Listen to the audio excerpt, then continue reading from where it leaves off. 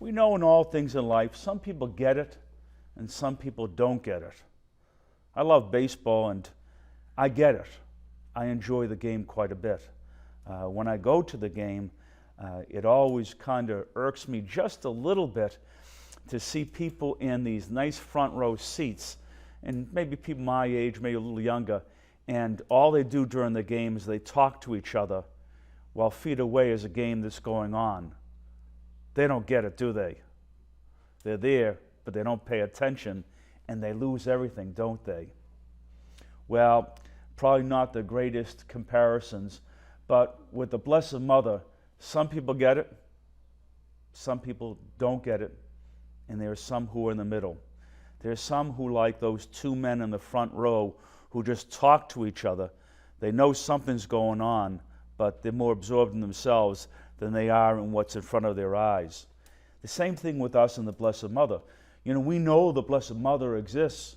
We know that the Blessed Mother is our mother, but how much do we really let her permeate our lives and be part of our spiritual life?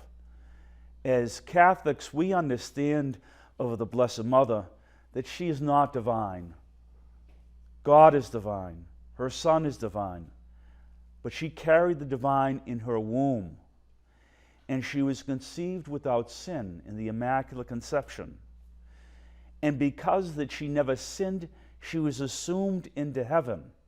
We celebrated that on August 15th, didn't we? And how many of you guys got your feet into the ocean? I got the blessing, my folks. I got the blessing, all right. We celebrated that she was assumed into heaven because she had not committed sin. Her body was incorruptible, and it was received into heaven. Today we come and we celebrate a very beautiful feast, the Queenship of Mary, because when she was assumed into heaven, that wasn't the end of it. She was named Queen of Heaven. That's a very powerful title, isn't it? We think in the Old Testament, you know, there are some women in the Old Testament, but there are any strong ones. When we think of Old Testament characters, who do we think of? We think of Abraham, Isaac, Joseph. We think about Moses. You know, we think about the prophets, Jeremiah, you know, Elijah. So we think about those people, but there's no huge female that we would think in biblical history in the Old Testament. Mary is the one that is the New Testament and changes the order of things, because she's very, very significant. And she brings that great gift of motherhood into the scene, into showing us what obedience is. You know, she got to the point where she was because she said yes, as we hear in today's gospel, to the angel Gabriel, when she went off and she said, "Behold, I am the handmaid of the Lord. Let it be done to me according to thy word." Her reward was Queenship of Heaven. She was faithful to God in this world, and now she is with God in heaven itself. For ourselves, too, we seek to be in heaven. Well, you know, we should use every possible grace that is given to us to become holy and holier.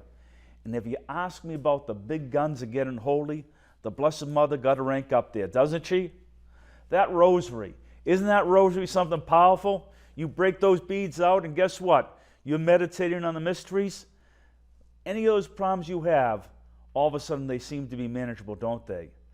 Spending time with the Blessed Mother is a great investment in any of our lives, because we can ponder all that happened in her life and realize that she is alive and well in our own lives.